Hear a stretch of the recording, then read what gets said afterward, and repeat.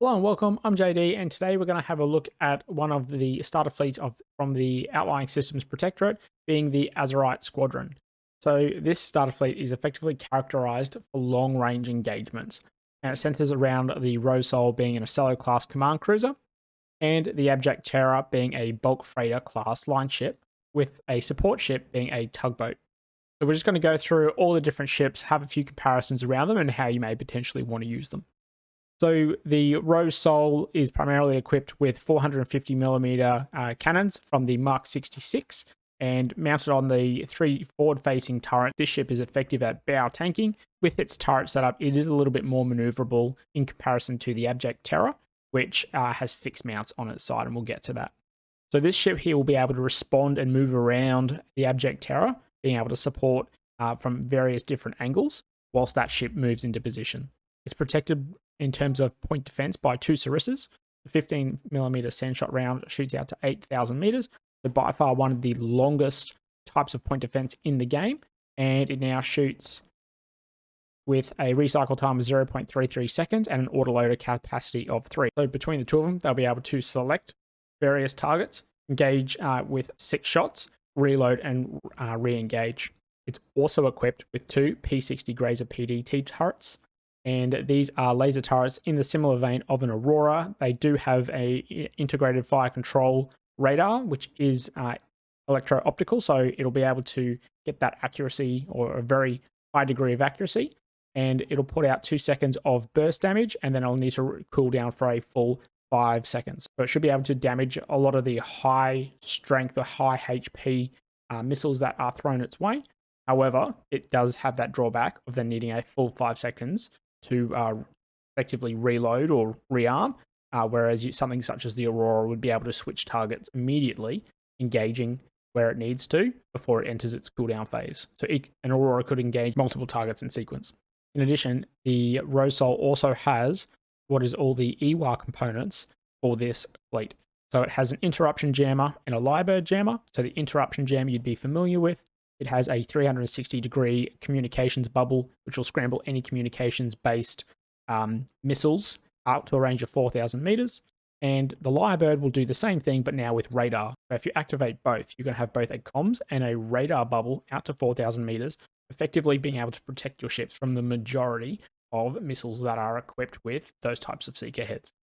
In addition, you'll also have a Blackjack laser dazzler, and this will jam EO. So if any missiles equipped with EO seekers are being fired towards your ship, then this laser dazzler will be able to effectively jam them, enabling your point defense to then engage. So it says here that the L50 is dual purpose. So you can use it to manually scramble, so you can aim it in a direction if you know missiles are coming that way. Or if you choose not to use it, it'll automatically be slaved to the point defense control computer and attempt to jam incoming missile threats. So if you give it no orders and you fire a missile at it, well, it's going to automatically turn on so that you're able to put this laser dazzler in the area. You don't have to micro it. This one's out to 8,000 meters. That gives you a fair degree of time.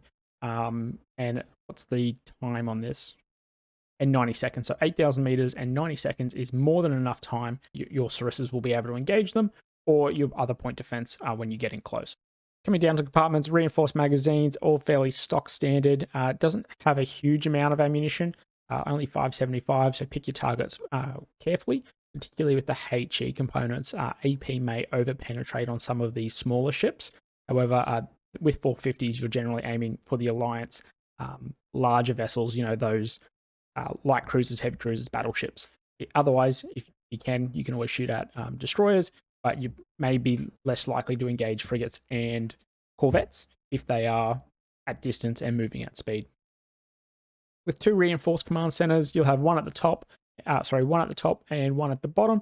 So if either one gets taken out, you should be able to continue operations, maintaining command of that ship until you're able to effectively restore one, or just simply go without because you've got another, depending on how your engagements go. Equipped with a large DC locker and 2 reinforced DC lockers, that's going to give you 7 repair teams as well as 4 restores. So more than enough there if you're playing well. We come down to propulsion, a top speed of 23 meters, per second and a flank speed of 37.4. Not too bad. That is still quite decent. Maybe just a little bit slower than a heavy cruiser. You're going to get 2.58% chance of flank damage every tick. So flank speed will probably be okay, but you don't want to outpace the Abject Terror here. So you may not choose to use it, or if you use it on both ships, you'd probably want to turn it back once you get an engagement range to normal, so that your damage control teams can focus on ships as opposed to fixing thrusters. Power is probably the major issue for this ship. Now, when I was testing it, I did order all of the electronic warfare sensors to fire at the same time, and then I fired a few missiles at the ship, and effectively what occurred was the J360 Omni turned off, which is the Lyrebird jammer turned off. We lost our radar bubble, and the bullseye wouldn't fire. And that wasn't even using guns yet. So effective power management is absolutely vital for this ship because it has gone over that power threshold. So choosing what to use when is going to be very important so that you don't have things automatically turn off. And when you start to take damage to either of the drives, or in this case, the micro reactors, you're really going to be struggling to get things up and going. And power should always be a priority for you if you are allocating damage control teams within this ship. So finally, it does have a parallax. You can also use this to lock in addition to your bullseye. Bullseye will always take priority in terms of what you're using. And it does have burn through on this one. So this is the OSP is characterized by the fact that it doesn't have burn through sweeps on most of its radars or any of its radars. It's only the Ocello class that can take the ANS equivalents that will give you burn through capabilities. And with the number of ammunition elevators, you are going to be able to fire pretty fast. A reload time of 12 seconds, autoloaded capacity of 2. So you'll be able to certainly put out a huge or a fair degree of fire from the Ocello, making good use of its turrets and its maneuverability to get it into position or out of position if you need to retreat. So that's a total of 1,600 points. It's about half your fleet. Look after it. Onto the Abject Terror. Now, this is a bulk freighter class line ship. It has effectively two armaments. It has four 450mm casemate guns, being the C65 cannon. The C65 cannon is absolutely powerful, firing the 450mm ammunition out to that 11 kilometers or so. It has a recycle time of 4 seconds and an autoloaded capacity of 8. So every 4 seconds it'll fire, and it'll do that 8 times until you need to reload, and that's its major drawback, being a 90-second reload period. With the rapid fire cradles, which have been added onto their ship, which unlike ammunition elevators, these primarily focus on recycle time.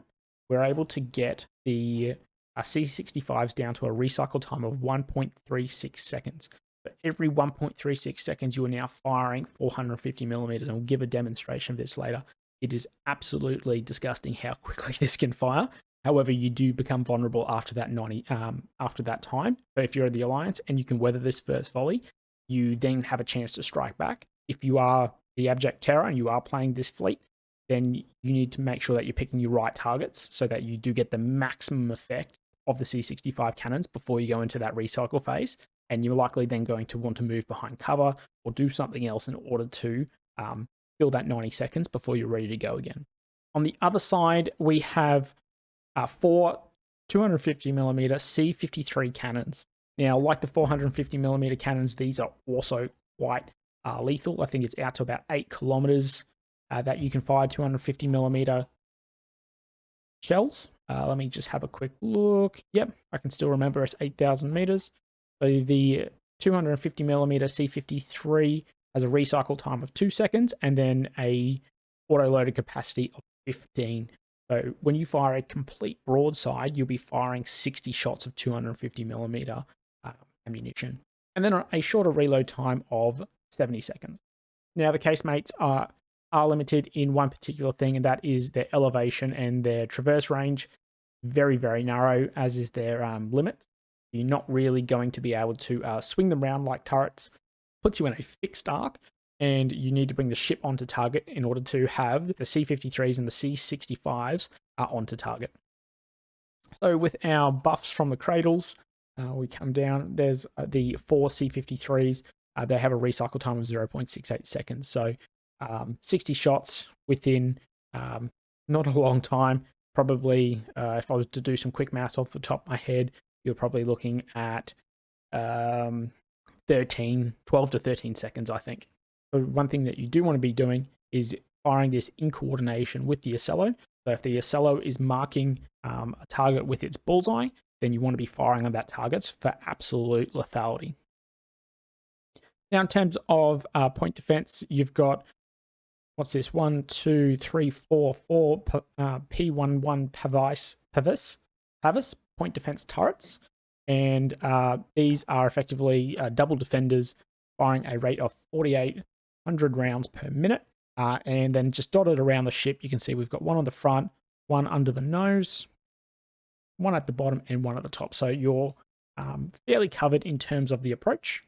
And you have one bastion just off to the right-hand side on the left-hand side of the ship. And your bastion is your rotary flak cannon. Unlike the rebound or the stonewall, with a recycle time of 0.25 and a reload of 0.25, you effectively will just continue to fire flak until the target is neutralized or you get hit. So no electronic warfare. There is no chaff on this ship. But we do also have some SGM-123 defenders. And these are just some very cheap anti-missile missiles. And if you wanted and you were going to modify this ship, you could always drop a few and add some chaff, which may be recommended. We come down to propulsion. It has two drives, the Yard drive and the Sun Drive Racing Pro. Effectively, we're getting all the bonuses from these ships with only the Sun Drive offsetting the Yard drive, which has a -10 to speed. Otherwise, we're getting all positive buffs, which is quite nice. Just be aware of changes now to how propulsion works. Your main engines will always fire at the full thrust. However, you do suffer now from turning. So this is quite a slow ship to turn. Positioning is vital. Power, you got full power. You can use everything at the same time, although due to the nature of the ship effectively being split in half, you shouldn't really be using too much unless you drive into the thicker things. Or you shouldn't be using both sides at the same time unless you drive into the thicker things, and then it's game on. You do have one sensor being the Bulwark Huntress, range out to 10 kilometers. It's probably it's a little bit worse than the front line, although it has better range. Its positional and velocity errors aren't too great. So you do want to be using the Rosol in terms of the tracks and the locks. So onto damage control, we have one reinforced DC locker, 2 large lockers, and 2 rapids. So you get 8 repair teams, you get 5 DC. You get 5 restores plus an OSB specific module, which is the large DC locker, giving you 4 restores but no team. So that's 4 plus 4 plus 1. You get 9, and then you got 2 flying repair teams as well for those to get there really quickly. So you should be able to weather a fair degree of fire and be able to repair, no worries at all. And finally, on to the Tugboat class clipper. Now, this is the one that is effectively going to be your offset scout off to the side, or even it can sit further back behind these 2 ships so that it basically covers the approach to and sees through what your ships are going to do. Map dependent on how you play with this one. Its inherent weakness is the fact that it has no point defense. It also has no or it only has 1 rapid DC locker, so it's going to have no restores, but does have 1 team that can put out any fires. And the main reason for this is the R400 Bloodhound LRT radar. Now, this is the opposite of what you may have seen being the early warning radar, and we'll have a look at that another time. But the R400 Bloodhound radar is a very narrow and long range, 14 kilometers piece of equipment, which you'll be able to position into space. So it doesn't, and we'll have a look at that. And it does have one of the best abilities to find enemy ships out there and to cut through jamming. So it has a high gain, or a fairly high aperture size considering all the other radars, and a very low sensitivity floor. Here you look at it and go, the positional error and the velocity error is actually not that much better than a frontline or a parallax. And this is where the 2-track correlators come into play. Now, these aren't generally something that you would take with alliance ships because you don't need to. But with a new faction, this changes up quite a number of things. So with the 2 buffs from the track correlators, the positional error and the velocity error now goes down to 18.47, and the velocity is 0.31. So your positional error is now better than a frontline or a parallax, but your velocity error is still a little bit worse, but it doesn't, it probably doesn't matter too much in the grand scheme of things. It can't lock. However, it does have the longest range, and like we said, all the other features here make it pretty good. So what you can do is use this to sit back and effectively support the Abject Terror and the Rose Salt out to 11.5 kilometers, which is the effective range of their 450mm cannons. With the ranges of spyglasses really only starting to reach that 11.5, you're effectively sitting outside the range of Alliance radars, however, not Pinards. Pinards will detect this one now out at that further range because they have that 1.25 or they have that 1.25 times detection range. Let's jump into the testing range and just see how some of this works and plays out. First off, having a look at the Always Alert and the R400 Bloodhound, you can see that when we select the radar through the electronic warfare panel, we can either do it through positional tracking or we can fire directly on the ship through the track method. And if you're starting off the game, you probably want to use the positional mode because you'll have nothing to right click on and select the track. So let's have a look at it. I'm just going to fire it directly at the ships in front. And you can see that the radar or radars that are now directional, it has a blue cone. So illuminators or radars, for example, are green. So illuminators are green, and then you have the blanket jammers, which are red, and communications are yellow. So directional radars or directional search radars are blue. So what does this look like? Well, if I turn off the radars on the other 2 ships and we no longer get the tracks, what you can see now is as I pan the R400 over the ships, we will lose that track.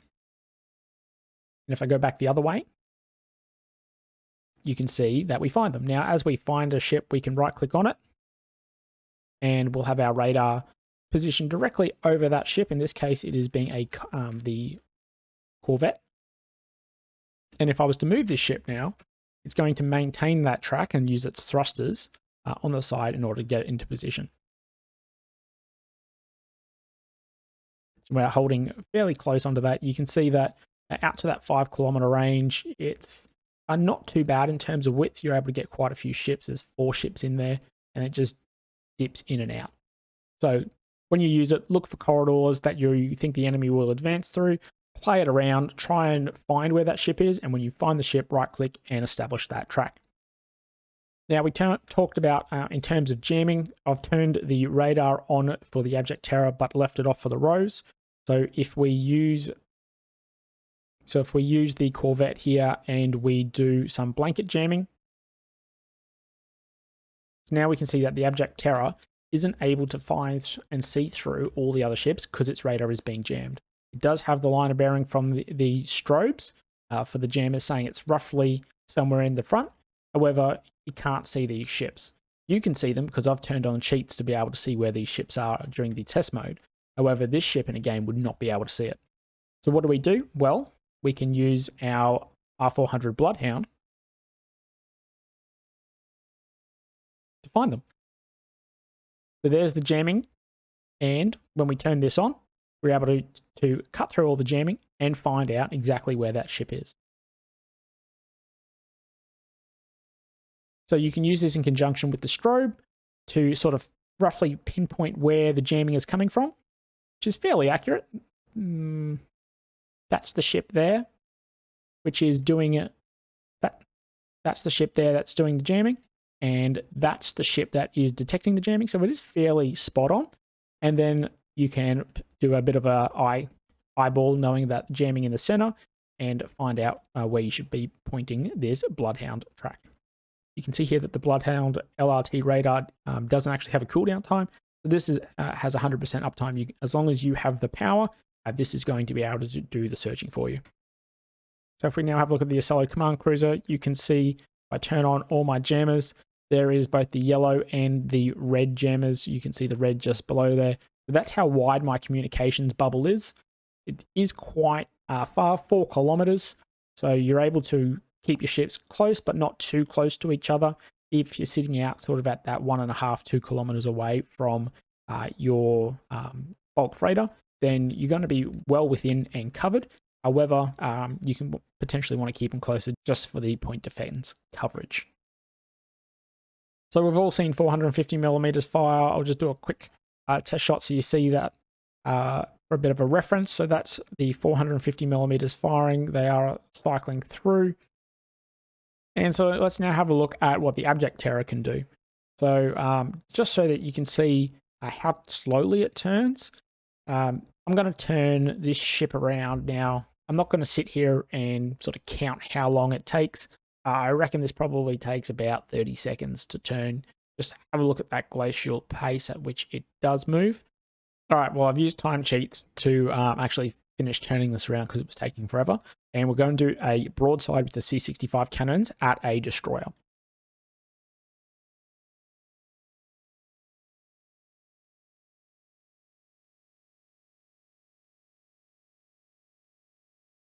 And you can just see how much damage it is putting out. It is effectively shredding. Now, this isn't locked either, so that's something to note. If I was to turn that off and actually get a lock now from the Ocello, because that's realistically what you're going to do in game. So with the lock achieved and the cannons rearmed, let's fire them again and just see how accurate they are.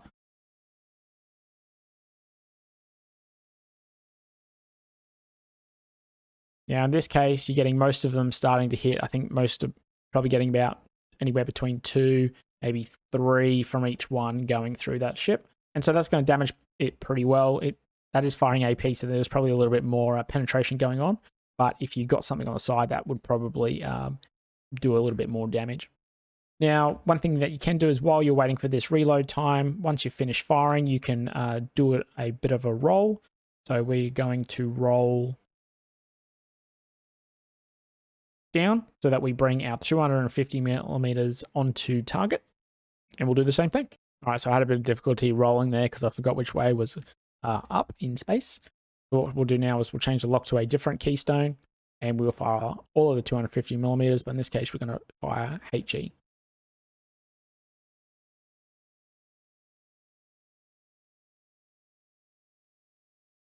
And you can see that most of these are now hitting. It has a fairly tighter shots onto target. And after that broadside, you've knocked out quite a few things. It's taken some hits to the bridge. It's taken out some missiles. You've taken some hits under here as well as the beam, and it's probably punctured fairly well into there as well. So just that one volley can be quite devastating.